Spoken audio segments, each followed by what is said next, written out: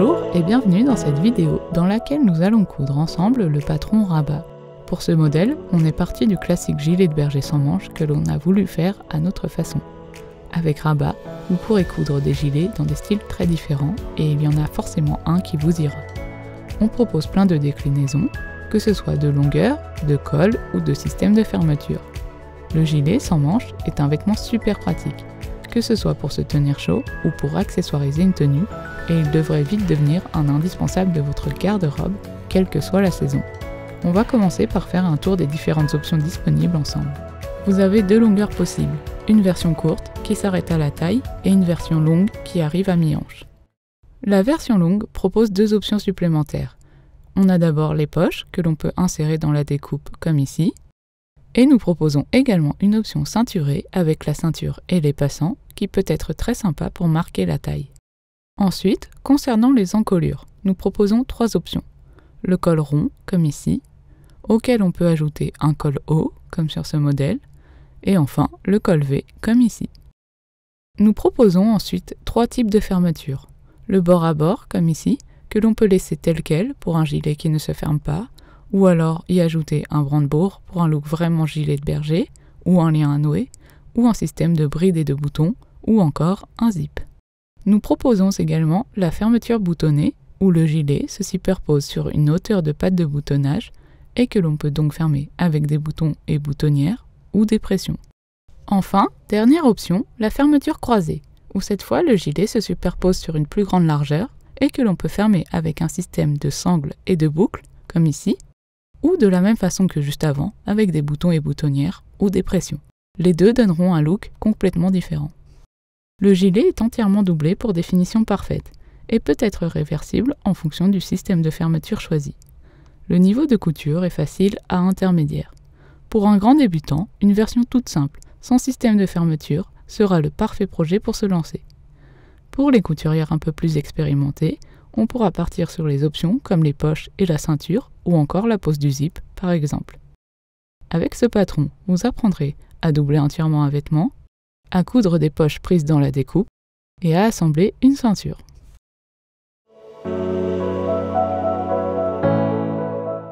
Pour les tissus, on peut rester sur des choses classiques, ou partir sur des tissus plus originaux, comme la doudoune ou la fourrure par exemple. Rabat étant un patron entièrement doublé, vous aurez besoin de deux tissus, un tissu extérieur et une doublure. De quoi se faire plaisir sur les associations. Nous allons faire un tour d'horizon des différents tissus utilisables. On va commencer par les tissus tissés. On a la sherpa, la fausse fourrure, la doudoune, la polaire, le velours côtelé, la popeline, la double gaze, le lainage, le jean, le chambré, le nid d'abeille ou encore la gabardine. Côté maille, on a le sweat, le French terry, le sweat matelassé, le jersey ou encore l'éponge. En option, vous pourrez avoir besoin de watine si vous désirez faire une version matelassée. À ce propos, je vous conseille vivement de regarder notre vidéo technique sur comment matelasser un tissu, car elle vous donnera plein d'idées pour réaliser des matelassages originaux, et Rabat est un patron qui se prête parfaitement à cette technique. Sinon, vous pouvez également simplement insérer une épaisseur de watine entre le tissu et la doublure, sans la surpiquer, afin d'apporter une couche supplémentaire pour obtenir un vêtement plus chaud. C'est ce que j'ai fait par exemple sur cette version en lin viscose. Pour les fournitures, elles sont à choisir en fonction des options de fermeture. Pour les options boutonnées et pressionnées, vous aurez besoin d'un entoilage thermocollant fin pour renforcer les emplacements des boutons et pressions. Pour l'option lien à nouer, vous pouvez utiliser un cordon, un ruban, un lacet ou encore un galon. Pour l'option boutons et brides, vous aurez besoin d'un cordon élastique ou un cordon fin, ainsi que de boutons. Pour les brandebourgs, vous pouvez opter pour un brandebourg unique ou plusieurs brandebourgs à poser le long du milieu devant.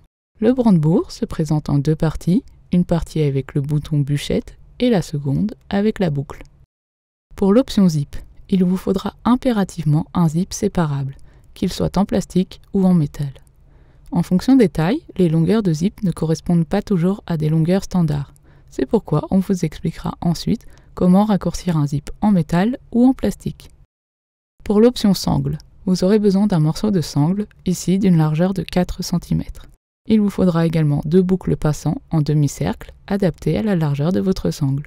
C'est un accessoire que l'on retrouve beaucoup dans la couture de sacs et vous en trouverez à la vente sur notre site internet.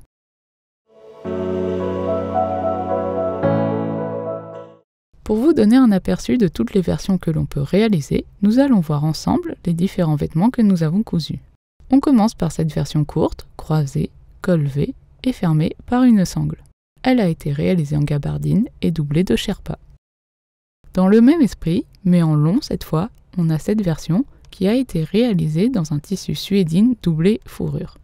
L'avantage de ce tissu, c'est que l'on n'a même pas eu besoin de le doubler et les lisières ont donc été laissées accrues.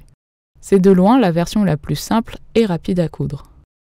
On a ensuite cette version longue boutonnée avec un col haut et une ceinture. Elle a été réalisée dans 2 lins viscoses et une ouatine a été insérée entre les deux pour lui donner plus de tenue et de gonflant. On a également cette version longue pressionnée avec un col haut et une ceinture qui a été réalisée dans un jean effet patchwork. On passe à cette version doudoune zippée. On lui a ajouté un col haut et on obtient la parfaite doudoune sans manches. On a utilisé le même tissu en doublure pour obtenir quelque chose de bien chaud. Enfin, nous avons cette version longue, boutonnée, avec un col rond et des poches, réalisée dans une sherpa. Ici, on se rapproche plus du gilet de berger en sherpa, à porter au-dessus de blouses ou de petits pulls pour les réchauffer.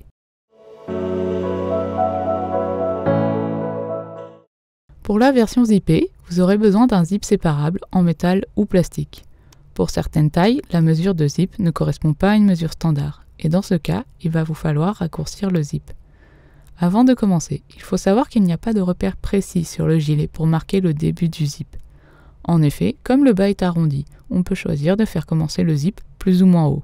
À vous de voir où vous préférez faire commencer le zip, mais cela peut vous permettre de rattraper les quelques millimètres manquants pour atteindre une longueur standard.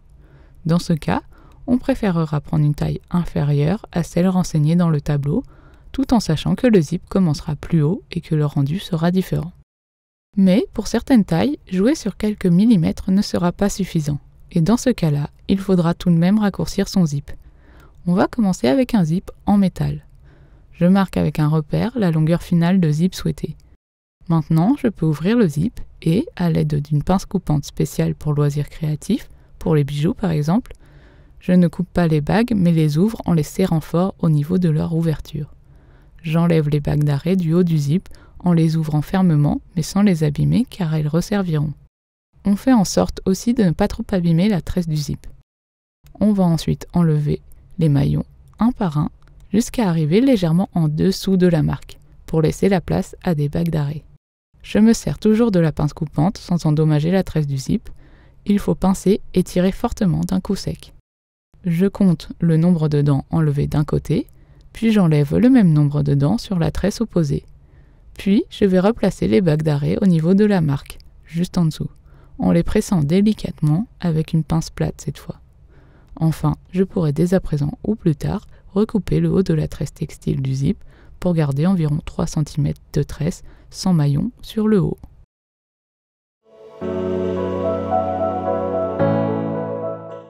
Pour un zip à maillon plastique, on peut le raccourcir par le haut, mais c'est moins esthétique au final. Les maillons en plastique ne peuvent être retirés. On devra donc raccourcir et replier le zip. On a fermé le zip et marqué la longueur finale souhaitée avec un stylo textile ou une craie.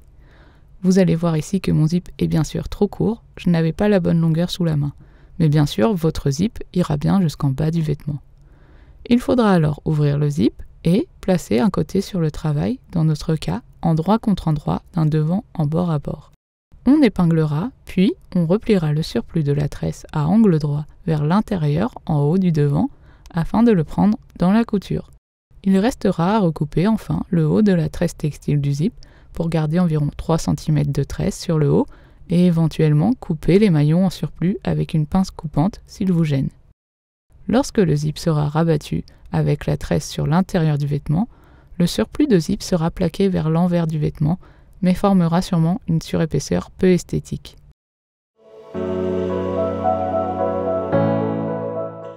On commence par le surfilage des pièces qui peut se faire avec un surjet à la surjeteuse 3 fils ou 4 fils ou un point zigzag à la machine à coudre. On fait ce surfilage principalement si le vêtement est en chaîne et trame. Ainsi, après chaque assemblage, on n'aura plus qu'à ouvrir les coutures au fer. Si le vêtement est en maille, on pourrait faire de même, ou alors assembler et surfiler en même temps, notamment grâce à la surjeteuse. Dans ce cas, ce n'est pas la peine de surfiler les pièces en amont, ce sera fait au fur et à mesure en même temps que chaque assemblage. Vous ne pourrez simplement plus ouvrir vos coutures au fer, on prendra donc soin de coucher les marges de couture d'un côté et de l'autre lors de chaque assemblage afin d'éviter les surépaisseurs. On passe à l'entoilage des pièces. Pour l'option colle haut, il peut être nécessaire d'entoiler sur l'envers une pièce colle haut.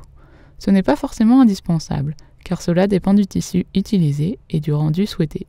Ici, j'ai entoilé la gabardine car je voulais un col avec vraiment une bonne tenue. Mais par exemple, dans le cas de ma doudoune, je ne vais pas l'entoiler, car le tissu a déjà suffisamment de tenue, et en plus, il ne supporterait sûrement pas d'être repassé.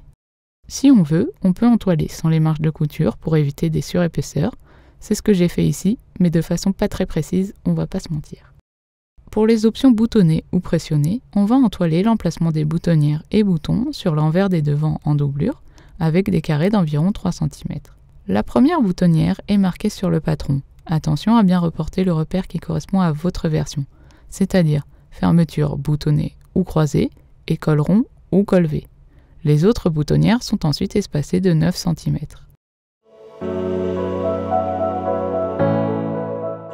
On commence par l'option poche. On place endroit contre endroit une poche sur un devant haut et un devant bas en tissu extérieur au niveau des repères. Ici, j'ai marqué mes repères avec des épingles. On épingle, puis on pique à 1 cm les deux poches. On répétera pour le second côté. Voilà une fois cousu, on peut maintenant repasser les marges de couture sous les poches. On va maintenant placer endroit contre endroit les devants haut et bas et aligner les lisières. On épingle, on va piquer à 1 cm d'un côté à l'autre en passant par la poche. Lorsque l'on arrive à un angle, on laisse l'aiguille plantée dans le tissu, on soulève le pied de biche, on fait pivoter le tissu, puis on rabaisse le pied de biche. On va répéter cette opération aux 4 angles. Il est important d'être assez précis lors de cette couture afin d'être sûr que la doublure ne sera pas ensuite visible sur l'endroit. Une fois piqué, on repasse en couchant le devant bas et les poches vers le bas du vêtement. Là, je vais éviter de le faire avec ma Sherpa, mais je vous montre sur le principe. Et voilà, la poche est assemblée et est prise dans la découpe.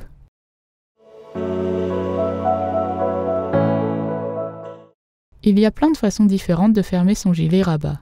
On commence par la plus simple, avec un lien à nouer qui fonctionne avec une fermeture bord à bord. On prend un lien d'une longueur entre 25 et 35 cm et on le place sur un devant en tissu extérieur. On l'aligne avec le repère du haut et on aligne les lisières ensemble. Les liens se retrouvent donc bien vers l'intérieur du vêtement et non vers l'extérieur. C'est normal. C'est une erreur que l'on fait souvent lorsque l'on est débutant. On aurait tendance à vouloir placer les liens plutôt vers l'extérieur. Mais vous allez comprendre, lorsque l'on aura fini l'assemblage du vêtement, les liens seront bien placés. On pique les liens dans la marge de couture pour les tenir en place. On passe ensuite à l'option bride et bouton, qui fonctionne également avec la fermeture bord à bord. On coupe un morceau de cordon ou autre d'environ 7 cm, cette taille étant à adapter à la taille de votre bouton. On replie le cordon ou la bride en deux et on le place au niveau du repère sur le devant gauche en tissu extérieur. On aligne les lisières, cette fois encore la bride se situe vers l'intérieur du vêtement et non vers l'extérieur. On pique dans la marge de couture pour la tenir en place. Si on le souhaite, on peut ajouter d'autres brides en dessous, elles seront alors espacées de 9 cm. Maintenant, l'option zip, qui ne fonctionne qu'avec la fermeture bord à bord. On place le zip endroit contre endroit, le long d'un devant en tissu extérieur. La bague d'arrêt du zip se situe 12 mm sous l'encolure. Le bas s'arrête où on le souhaite, avant l'arrondi. On épingle bien un premier côté du zip. En haut, on va replier le haut de la tresse vers l'extérieur et maintenir par une épingle. Il ne nous reste plus qu'à piquer le long des dents du zip. Je vous montre comment piquer le zip à la machine. Dans un premier temps, il vous faut un pied de biche spécifique comme celui-ci, qui permet de se dégager un côté. On commence par le bas du zip et on pique le long des dents au point droit, en prenant soin de garder une distance égale aux dents du zip tout du long et de garder également la même distance lors de la piqûre de la seconde partie du zip. On fait attention à ne pas étirer le tissu en dessous pour ne pas que le zip fasse gondoler le tissu. Le point technique que je voulais vous montrer en vidéo est celui-ci, lorsque l'on se retrouve au niveau du curseur. On voit que l'on n'a plus la place pour pouvoir continuer à piquer selon notre même marge, et cela risque de créer un décalage visible. Dans ce cas-là, il faut planter l'aiguille dans le tissu, puis soulever le pied de biche. On fait ensuite passer le curseur derrière le pied de biche. Si cela ne passe pas, on peut surélever le pied de biche, et si vraiment ça ne passe pas, on peut même carrément enlever le pied de biche. Une fois le curseur passé derrière, on peut rabaisser le pied de biche et reprendre notre piqûre. C'est un geste simple à faire, mais qui est très précieux pour la pose de zip. En haut, on replie bien la tresse du zip et on la prend dans la piqûre. Voilà une fois piqué. On va ensuite épingler le second côté. On place endroit contre endroit les devants, en prenant soin de bien les aligner. On épingle le haut du zip, puis on vérifie l'alignement sur l'endroit du vêtement. Une fois l'alignement validé, on peut terminer l'épinglage. Je vérifie une dernière fois l'alignement en plaçant mes devants côte à côte. Je replace mes épingles perpendiculaires, c'est plus simple pour piquer à la machine. Je replie le haut de la tresse du zip vers l'extérieur et j'épingle. On pique à la machine en gardant la même marge de couture et en appliquant les mêmes conseils que précédemment. Je pique à la machine, mais cette fois-ci c'est encore plus simple, le curseur étant sur l'autre partie du zip. Et voilà, une fois le zip assemblé. Enfin, dernière option que l'on vous propose, la fermeture avec une sangle. On vous la présente ici sur une version croisée, mais sur le principe, cela peut s'adapter à une fermeture bord à bord ou boutonnée. Il faudra simplement prévoir une longueur de sangle un peu plus importante. On prend une longueur de sangle de 38 cm. Si vous préférez avoir une sangle plus ou moins longue, vous pouvez sans problème adapter cette longueur à vos envies. On va venir placer cette sangle sur l'endroit du devant droit. Dans le cas où votre sangle est un endroit et un envers, on positionne l'envers de la sangle contre l'endroit du devant. On aligne les lisières et on épingle. La sangle se positionne au niveau des repères du patron, c'est-à-dire 4 cm sous l'emmanchure. On va venir piquer la sangle dans la marge de couture à environ 5 mm pour la tenir en place. Pour les versions boutonnées, les boutonnières et la couture des boutons seront faits à la toute fin de l'ouvrage. Pour l'option brandebourg, nous avons choisi de le piquer à la toute fin lorsque le projet est terminé. Ainsi, on s'assure de son bon placement et de sa symétrie. Toutefois, il serait aussi possible de le piquer dès maintenant, afin de ne pas avoir de surpiqûre visible sur la doublure. Il faut juste être sûr de soi pour le placement et savoir que la surépaisseur du bouton peut éventuellement nous gêner lors de l'assemblage.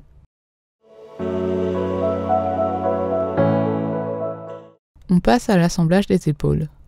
On place endroit contre endroit les devants et le dos en tissu extérieur et on aligne les lisières des épaules. On épingle, puis on piquera à 1 cm. Une fois piqué, on peut ouvrir les coutures au fer. On fait de même avec les devants et le dos en doublure.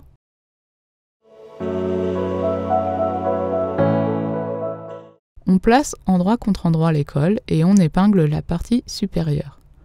On va ensuite piquer à 1 cm. Une fois piqué, on réduit les marges de couture à 4 mm et on crante dans les arrondis au besoin. On peut maintenant retourner le col sur son endroit. J'aime bien ouvrir la couture au fer le plus loin possible avant de retourner complètement le col, afin de bien marquer la couture. Au niveau des arrondis, j'aime bien faire rouler le tissu entre mes doigts pour bien préformer les arrondis. Je peux ensuite complètement retourner le col sur son endroit et repasser. On place endroit contre endroit le col et le corps en tissu extérieur. On prend soin de bien faire correspondre les repères, les milieux dos ensemble. Les repères du col correspondent aux repères couture-épaule. Le col démarre et s'arrête au niveau du repère milieu devant. Une fois épinglé, on pique dans la marge de couture pour tenir le col en place. Voilà une fois piqué ce que ça donne.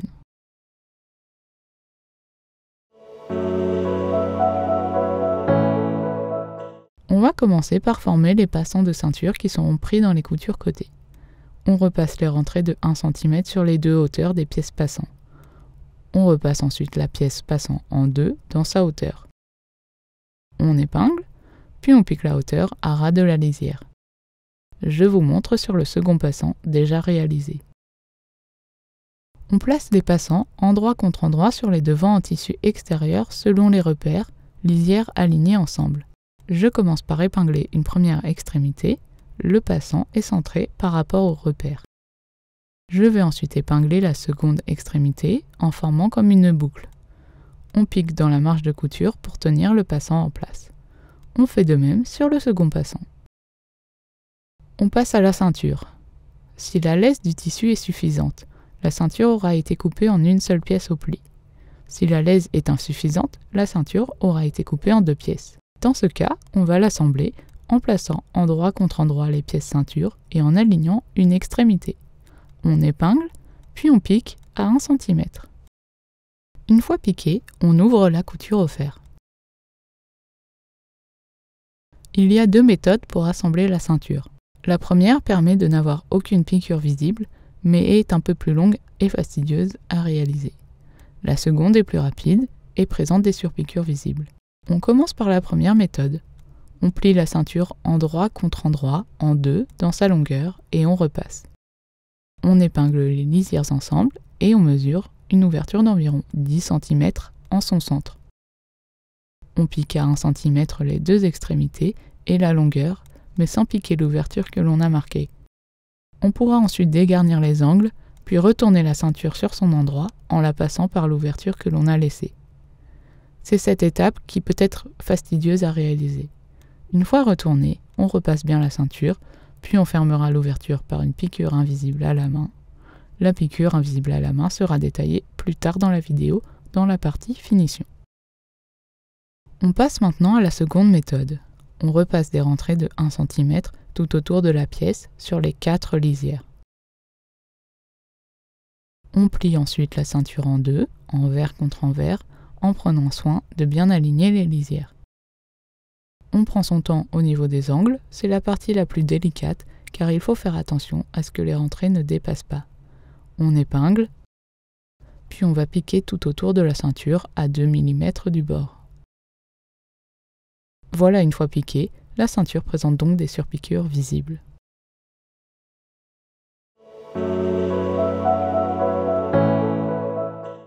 On passe à la doublure du corps. Vous allez peut-être être un peu étonné par le montage, mais vous pouvez nous faire confiance, on a fait pas mal de tests afin de trouver la meilleure façon de faire. Avec cette technique, vous n'aurez qu'une seule petite couture à fermer à la main que l'on a placée au niveau de la couture côté de la doublure, afin qu'elle soit la plus discrète possible. On revient en arrière en vous montrant l'assemblage qu'on commence ici. On place endroit contre endroit le corps en tissu extérieur et en doublure et on aligne les lisières. On va commencer par épingler les lisières d'encolure. On prend soin de bien ouvrir les coutures d'assemblage des épaules. Je commence par placer une épingle au niveau du milieu dos, puis aux coutures d'assemblage épaules. Je fais de même de l'autre côté, puis j'épingle entre les deux. Si l'on a un col haut, celui-ci sera pris en sandwich entre le tissu extérieur et la doublure. On continue l'épinglage au niveau des milieux devant. Les liens, les brides ou encore le zip ont eux aussi été pris en sandwich. On aligne ensuite les lisières d'emmanchure et on épingle. On fait correspondre les coutures d'assemblage des épaules en prenant soin de toujours bien garder les coutures ouvertes. On va maintenant pouvoir piquer à 1 cm les emmanchures, puis les devants et l'encolure en commençant et s'arrêtant environ à la moitié des devants. Le début et fin de cette piqûre n'ont pas besoin d'être très précis, on prend simplement comme repère visuel le milieu des devants. Voilà une fois piqué. On dégarnit les angles à l'encolure, puis on crante dans les arrondis des emmanchures et de l'encolure. Cela facilite le positionnement de la doublure par la suite. On peut maintenant retourner le vêtement sur l'endroit. On attrape un devant en passant par le dos et on tire dessus pour le retourner. On fait de même pour le second devant. On remet tout bien en place et on repasse. On va maintenant venir assembler les coutures côté. Cette étape est un peu difficile à visualiser avec du texte et un dessin, mais je pense qu'elle sera beaucoup plus parlante en vidéo. Le vêtement bien à plat sur la table. On vient attraper le côté en tissu extérieur du devant pour venir le placer endroit contre endroit du côté en tissu extérieur du dos. En les plaçant ainsi, on a également la doublure qui vient avec, et on peut placer les côtés doublure endroit contre endroit de la même façon. On va maintenant épingler. Je commence par épingler les coutures d'assemblage des emmanchures, en prenant soin de bien garder les coutures ouvertes, puis les côtés doublure, et enfin les côtés en tissu extérieur.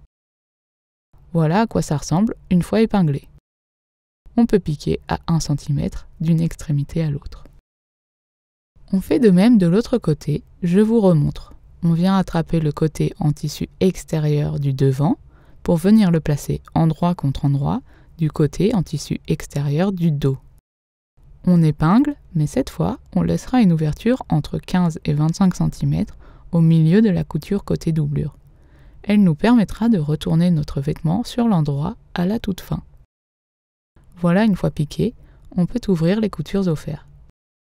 On le fait également au niveau de l'ouverture. Cela nous permet de préformer les rentrées et ainsi la couture invisible de la toute fin sera plus facile à réaliser.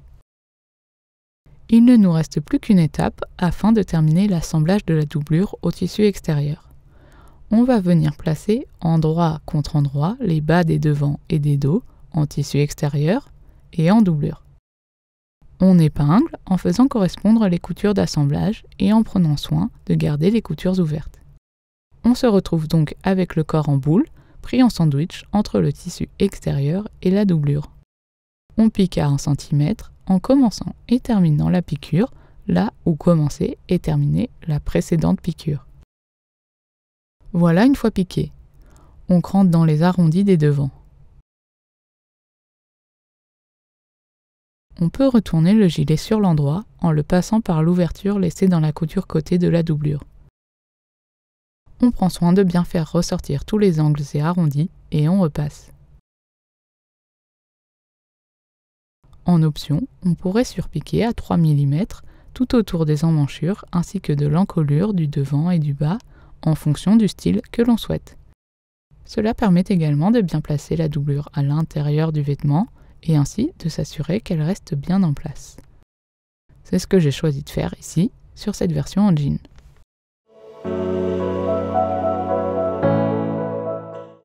Il nous reste encore à fermer l'ouverture laissée sur un côté doublure par une couture invisible à la main. Je vous montre comment je la réalise. Je commence par épingler l'ouverture pour que les deux côtés soient bien face à face. On prend donc une aiguillée de fil assortie à notre tissu. Le principe de la couture invisible est de venir piquer exactement en face de là où sort notre aiguille. En fait, c'est comme si on dessinait des créneaux avec notre aiguille. On sort donc exactement au niveau du pli et on pique en face, au niveau du pli également. Plus les points seront petits, plus la couture sera discrète. On tire sur le fil pour bien le rentrer, mais attention à ne pas trop tirer non plus, auquel cas le fil crée une tension qui rend la couture visible. Je finis par un nœud que je viens rentrer à l'intérieur du vêtement pour le cacher. Et voilà, une fois fini, la couture est vraiment invisible. Pour les options boutonnées, on peut maintenant broder les boutonnières sur le devant gauche.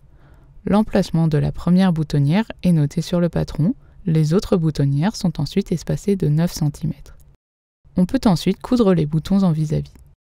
Je vous montre ici sur une version boutonnage simple. Pour le boutonnage croisé, le principe est identique, il y aura simplement 2 rangées de boutons. On peut aussi utiliser des pressions à la place des boutons. Je vous montre ici sur cette version. Vous verrez simplement que j'ai fait une petite erreur sur le placement des pressions et je n'ai pas suffisamment superposé les devants. Ça n'a pas de grosses répercussions sur le vêtement final, le rendu est simplement différent au niveau du col qui de ce fait ne se touche pas. Si vous avez choisi l'option bride des boutons, il ne reste plus qu'à venir coudre le ou les boutons en vis-à-vis de ou des brides. Je vous montre ici sur le gilet Vienne, qui est la version bébé et enfant de Rabat. Pour l'option brandebourg, c'est le moment de le positionner à l'endroit souhaité. De la même façon, je vous le montre sur le patron Vienne, mais le principe est identique pour le gilet Rabat. On vérifie que les devants sont bien alignés, on ferme le brandebourg et on le positionne à la hauteur souhaitée. On prend bien sûr soin de bien le centrer entre les deux devants, de façon à ce que le bouton se retrouve pile au milieu. Notre petite astuce pour les maintenir à l'endroit souhaité, c'est d'utiliser de la colle temporaire, ce qui permettra de maintenir les brandebourgs le temps qu'ils soient cousus. Ensuite, on surpique les triangles afin qu'ils tiennent bien en place. Petite astuce, au lieu de surpiquer, on peut choisir de piquer les brandebourgs à la main afin que la couture soit la plus discrète possible et pas visible sur la doublure. Je l'ai fait ici sur un côté et je vais vous montrer comment faire sur l'autre côté. On pique exactement dans les trous déjà existants et on prend quelques fils du tissu extérieur dans la couture, puis on repique dans ce même trou. On fait bien sûr attention à ne pas prendre la doublure en même temps. On fait tout le tour du brandebourg et voilà. Pour l'option sangle, on va maintenant pouvoir coudre la seconde partie de la fermeture. On prend une longueur de sangle de 14 cm. On vient enfiler dans ce morceau nos 2 passants. Ici, j'ai utilisé des passants en demi-cercle. On va maintenant placer la sangle sur le devant gauche selon les repères du patron. Si vos repères ne sont plus visibles, ou si vous ne les avez pas marqués comme moi ici, il suffit de bien positionner votre gilet à plat face à vous. On superpose les devants et on aligne le bas, et on place la sangle sur le devant gauche pour nous servir de repère. On marque avec une épingle le repère du haut de sangle.